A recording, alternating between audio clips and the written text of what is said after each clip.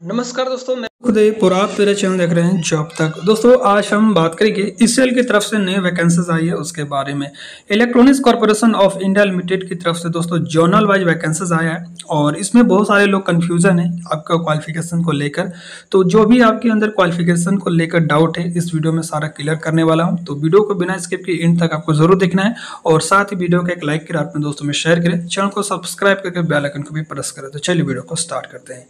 तो जैसे आप देख सकते हो दोस्तों ये इसके ऑफिशियल नोटिफिकेशन है और इसका एडवर्टाइज नंबर यहाँ पर दे सकते हो 24/2024 और इसका नोटिफिकेशन जो पब्लिश हुआ आपका 28 अक्टूबर को। ठीक है, electronics corporation of India limited दोस्तों भारत का एक पब्लिक सेक्टर एंटरप्राइजेस है जो कि ministry of defence under department of atomic energy government of India के अंतर्गत आता है। काफ़ी अच्छी ऑर्गेनाइजेशन है और इसमें वैकेंसी दोस्तों आपका 4 साल के लिए जो कॉन्ट्रैक्ट बेसिस वैकेंसीज है। पहले आपका अगर सिलेक्शन होता है तो फर्स्ट आपका 1 ईयर के लिए रखा जाएगा, देन इसके बाद आपका इनके प्रोजेक्ट और इनकी रिक्वायरमेंट के अनुसार से आपका कॉन्ट्रैक्ट आपका 4 साल तक भी एक्सटेंड होगा। ठीक है, अब यहाँ पर बात करते हैं वैकेंसीज को लेकर। ठीक है, तो जो भी वैकेंसी, जो भी क्वालिफिकेशन, जो भी डिटेल्स है वो आपका एनेक्सर 1 में आपको दिखाया गया है। ठीक है, तो इसके बारे में भी आपको बात करेंगे कि किस क्वालिफिकेशन के लिए क्या क्या आपका होना चाहिए। ठीक है, तो सारा डिटेल्स इस वीडियो में बात करेंगे और क्वालिफिकेशन को लेकर आपके अंदर जो भी डाउट है इस वीडियो में सारा क्लियर करने वाला हूं।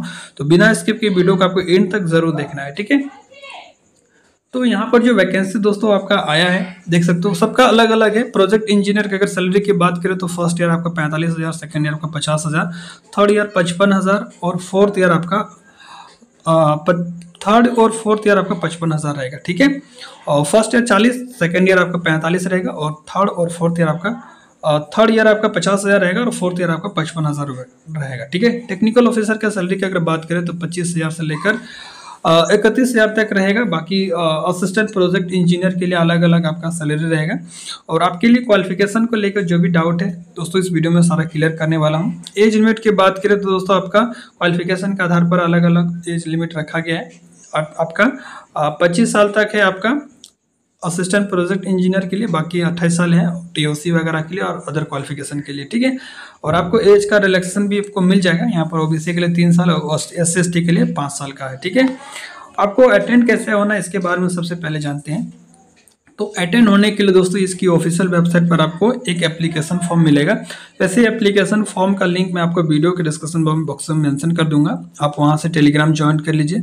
टेलीग्राम चैनल पर मैं दोस्तों आपका इसका एप्लीकेशन फॉर्म आपको दे दूंगा, आप उसको प्रिंट आउट करके सारा डिटेल्स फिल करके आपको इंटरव्यू के टाइम में अटेंड होना है। यही आपका एक तरह से रिज्यूम ही रहेगा। ठीक है, रिपोर्टिंग टाइम आपको सुबह 9 बजे से रहेगा दोस्तों और जो भी डॉक्यूमेंट्स है, जो भी ओरिजिनल सर्टिफिकेट के साथ सभी एक का फोटो कॉपी आपको सेल्फ असिस्टेड करके भी ले जाना है। ठीक है, और साथ ही यहाँ पर जो भी डॉक्यूमेंट्स दिया है ये सारा डॉक्यूमेंट्स आपको डीवी के टाइम ले जाना है, यानी कि इंटरव्यू के टाइम में।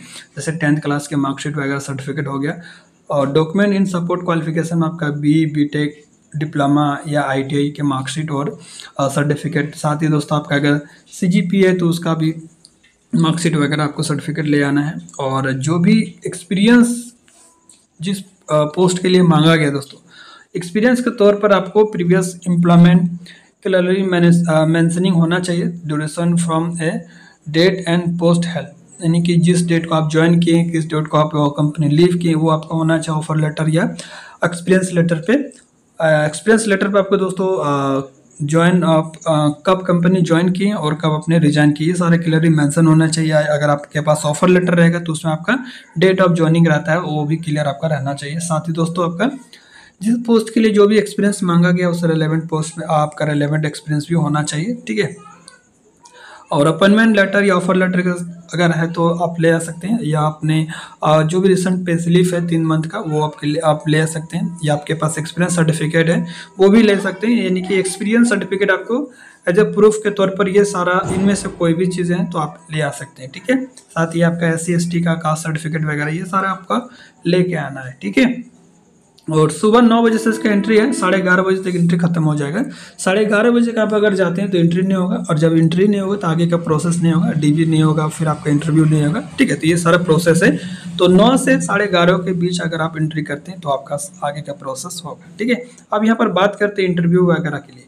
ठीक है, तो जैसे आपको पहले बता दिया दोस्तों कि ये जोनल वाइज वैकेंसीज हैं। तो यहाँ पर जोनल ऑफिस हैदराबाद जिसका हेडक्वार्टर है और साउथ जोन बी में आपका वर्क इंटरव्यू आपका कहाँ पे होगा, नालंदा कॉम्प्लेक्स में, ठीक है। यहाँ पर देख सकते हो corporate learning and development centre Nalanda complex electronics corporation of India limited TIFR road ECL post Hyderabad में, ठीक है। और इसका इंटरव्यू कब होगा आपका 11 नवंबर को। सेकंड जो आपका जोनल ऑफिस है मुंबई वेस्ट जोन है और इसका ECIL 12/7 वीर सावरकर मार्ग दादर पर प्रभात देवी मुंबई में इसका इंटरव्यू होगा जो कि 7 नवंबर को होगा, ठीक है। और न्यू दिल्ली नॉर्थ जोन में आपका 4 नवंबर को होगा और कोलकाता इस जोन में आपका दोस्तों 7 नवंबर को होगा। तो आपका डेट याद रख लीजिएगा किस किस डेट में किस पोस्ट के अनुसार से आपका इंटरव्यू है और जोनल वाइज, ठीक है। सिलेक्शन मेथड की अगर बात करें दोस्तों तो यहाँ पर जो भी क्वालिफिकेशन मांगा गया है, जो भी एक्सपीरियंस आपसे मांगा गया है, जिस पोस्ट में एक्सपीरियंस है उस पोस्ट में आपके एक्सपीरियंस के आधार पर नंबर मिलेगा और आपके क्वालिफिकेशन की जो परसेंटेज मार्क्स होती है उसके आधार पर भी नंबर मिलेगा। जैसे अगर यहाँ पर क्वालिफिकेशन ए के बात करें तो आपके 20% आपको परसेंटेज मिलेगा, बीटेक डिप्लोमा या ITI, नहीं कि जो भी आपके पोस्ट के अकॉर्डिंग जो भी क्वालिफिकेशन है उस क्वालिफिकेशन के आधार पर आपको 20% मिलेगा, ठीक है।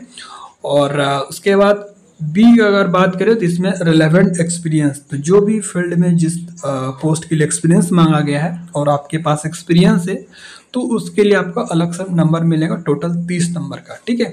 इनमें से जैसे आपका अगर 3 साल से ज़्यादा एक्सपीरियंस है तो आपको 5 नंबर प्रत्येक ईच ईयर का आपको मिलेगा, मैक्सिमम 3 साल 30 मार्क्स आपको मिलेगा, ठीक है।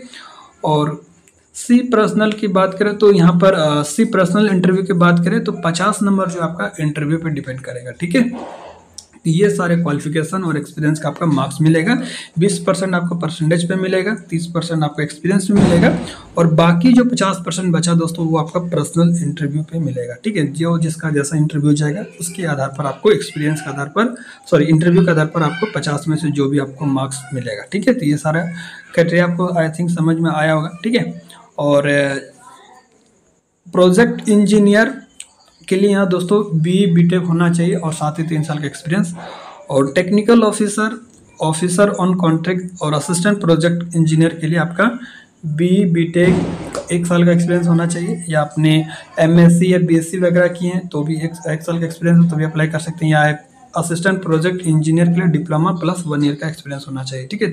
ये सही चीज़ यहाँ पर देख सकते हो दोस्तों। उसके बाद जनरल कंडीशन में यहाँ पर देख सकते हो candidate should be obtain at the list 60% in BTech MSc diploma and upper age limit 33 years for project engineer 30 years, TOC और JTC 25 years, assistant project post. तो यहाँ पर देखें दोस्तों आपने अगर BTech 60% के साथ किए हैं तो 33 साल तक एलिजिबल होंगे और प्रोजेक्ट इंजीनियर के 30 साल तक, बाकी JTC और आपका असिस्टेंट प्रोजेक्ट इंजीनियर के लिए 25 साल यहाँ पर रखा गया है एज लिमिट, ठीक है। तो ये सारा कंडीशन आई थिंक समझ में आया होगा, ठीक है। अब यहाँ पर अदर और उसके बाद दोस्तों यहाँ पर अगर बात करते हैं क्वालिफिकेशन के अनुसार से किस पोस्ट में कितनी वैकेंसीज है, किस जोन में कितनी वैकेंसीज है, इसके बारे में, ठीक है। तो दोस्तों यहाँ पर देखिए आपका पोस्ट दिया है और किस डिवीजन में कितनी वैकेंसीज है ये आपका डिटेल्स यहाँ पर देखने को मिलेगा, और इससे रिलेवेंट फील्ड में आपको क्या किस ब्रांच से क्वालिफिकेशन वगैरह होना चाहिए और कितना साल का एक्सपीरियंस और किस फील्ड में एक्सपीरियंस है, ये सारा डिटेल्स इसमें आपको एनेक्सर 1 में दिख जाएगा, ठीक है। डिवीजन HSS में अगर बात करें तो पोस्ट आपका प्रोजेक्ट इंजीनियर का रहेगा, एक पोस्ट है और कैटेगरी 1 है और आपका प्लेस ऑफ पोस्टिंग कोलकाता रहेगा जो कि ईस्ट जोन है। और इसके लिए आपका दोस्तों BTech या डिप्लोमा या ITI आपका होना चाहिए दोस्तों, ECE, ETCE या EEE या EEE, ठीक है। और दोस्तों यहाँ पर जो वैकेंसीज है प्रोजेक्ट इंजीनियर के लिए, यहाँ पर आपका B और BTech होना चाहिए दोस्तों, ITI डिप्लोमा इसमें एलिजिबल नहीं होते, ठीक है। और साथ ही दोस्तों इसका रेलेवेंट फील्ड में एक्सपीरियंस भी होना चाहिए, ठीक है, तभी आप इस पोस्ट के लिए इंटरव्यू जाके देख सकते हैं। उसके बाद डिवीजन MCD की बात करें तो इसमें TOC के लिए है और एक सीट है कैटेगरी 1 की कोलकाता में ईस्ट जोन, और इसमें ECE और ETC आपका होना चाहिए BTech, ठीक है, यानी electronics engineering, electronics communication engineering या इलेक्ट्रॉनिक्स एंड टेलीकम्युनिकेशन, इनमें से कोई भी ब्रांच है तो आप जा सकते हैं इंटरव्यू के लिए। और साथ ही दोस्तों एक्सपीरियंस वगैरह भी देख सकते हैं यहाँ पर, ठीक है। उसके बाद CSD असिस्टेंट प्रोजेक्ट इंजीनियर की 2 सीटें कैटेगरी 1 रावतभाटा में, ठीक है, नॉर्थ जोन में है। और आपका जो ब्रांच होना चाहिए दोस्तों आपका प्रोजेक्ट इंजीनियर के लिए दोस्तों, असिस्टेंट प्रोजेक्ट इंजीनियर के लिए दोस्तों आपने अगर डिप्लोमा या BSc वगैरह किए हैं ECE ETC triple electronics instrumentation वगैरह से, तो इंटरव्यू के लिए जा सकते हैं। सॉरी, इसमें भी डिप्लोमा होना चाहिए। ISD ऑफिस ऑन कॉन्ट्रैक्ट की अगर बात करें तो 1 सीट है ऑफिसर के लिए, और दिल्ली CBRN साइट में रहेगा नॉर्थ जोन। इसमें आपका MSc इन केमिस्ट्री या बायोलॉजी बायो या केमिस्ट्री वगैरह, सॉरी MSc इन केमिस्ट्री या बायो केमिस्ट्री से किए तो आप जा सकते हैं इंटरव्यू के लिए।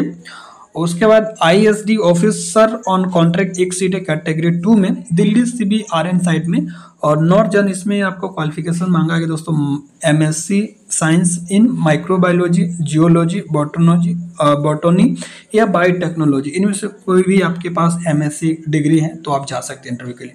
उसके बाद APSD प्रोजेक्ट इंजीनियर की 1 सीट है जो कि मेरठ में आपका जॉब लोकेशन रहेगा, नॉर्थ जोन में है। और इसमें आपका ECE या ETC या ट्रिपल BTech वगैरह होना चाहिए, ठीक है। प्रोजेक्ट इंजीनियर के दोस्तों आपका BTech होना चाहिए।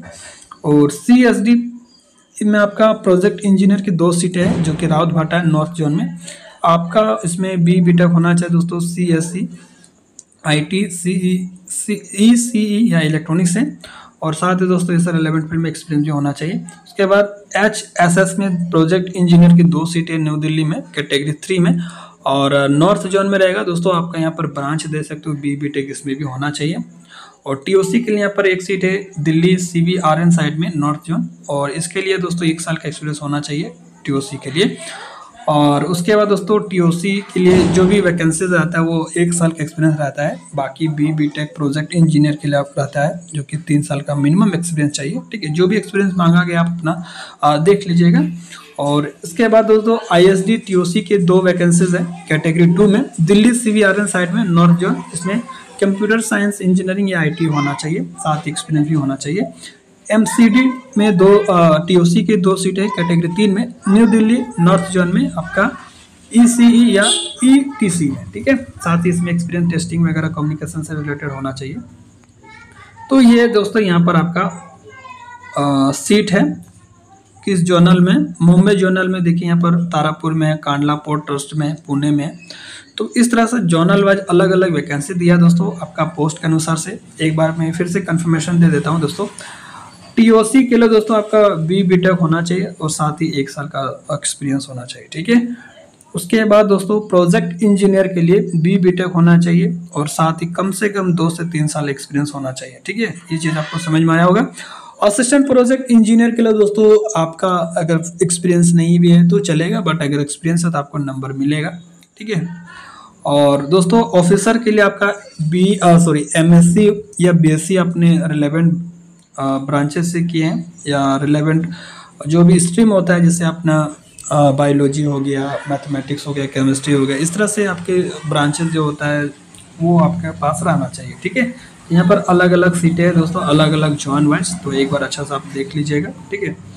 वीडियो काफ़ी बड़ा हो जाएगा, इस वजह से मैं थोड़ा सा आपको शॉर्ट में बता देता हूँ, ठीक है। एक बार अच्छा सा आप देख लीजिएगा, ठीक है। इनकी वेबसाइट में आपको PDF में मिल जाएगा दोस्तों, आप वहाँ से डाउनलोड भी कर सकते हैं, ठीक है। उसके बाद दोस्तों कैट में TOC के 2 सीट है, जिसको हैदराबाद में सबसे ज़्यादा सीट है दोस्तों, क्योंकि हेडक्वार्टर इनका हैदराबाद में है। तो साथ ही दोस्तों ऐसा रिलेवेंट फील्ड में एक्सपीरियंस भी होना चाहिए, तो ये चीज़ यहाँ पर देख सकते हो। अगर दोस्तों बात करें ITI के लिए, तो यहाँ पर ITI के कोई भी सीट नहीं है, और आपने अगर ग्रेजुएशन किए हैं अपने MSc या BSc से और साथ ही ITI तो अप्लाई करेंगे ऑफिसर लेवल में, कोई दिक्कत नहीं है, ठीक है। या आपने ITI टू डिप्लोमा किए हैं तो भी अप्लाई कर सकते हैं, यानी कि इंटरव्यू के लिए जा सकते हैं। बट स्पेशली कोई JTC के लिए ITI का जो क्वालिफिकेशन पोस्ट रहता है दोस्तों JTC का रहता है, बट इसमें JTC के रिलेटेड कोई भी पोस्टिंग यहाँ पर मेंशन नहीं है, तो आई थिंक ओनली जो ITI कैंडिडेट है यहाँ पर एलिजिबल नहीं होंगे। आप अगर डिप्लोमा किए हैं तो असिस्टेंट प्रोजेक्ट इंजीनियर के लिए अप्लाई कर सकते हैं, ठीक है, जो कि आपका डिप्लोमा होना चाहिए और साथ ही रिलेवेंट फील्ड में एक्सपीरियंस है, तो ठीक है, ठीक है। अब अच्छा से देख लीजिएगा। तो आई थिंक मैंने सारा डिटेल बता दिया दोस्तों, फिर भी कोई डाउट रह जाती है तो कमेंट के माध्यम से पूछ सकते हैं। मिलता है अगले वीडियो में, तब तक के लिए टेक केयर। जय हिंद, वंदे मातरम।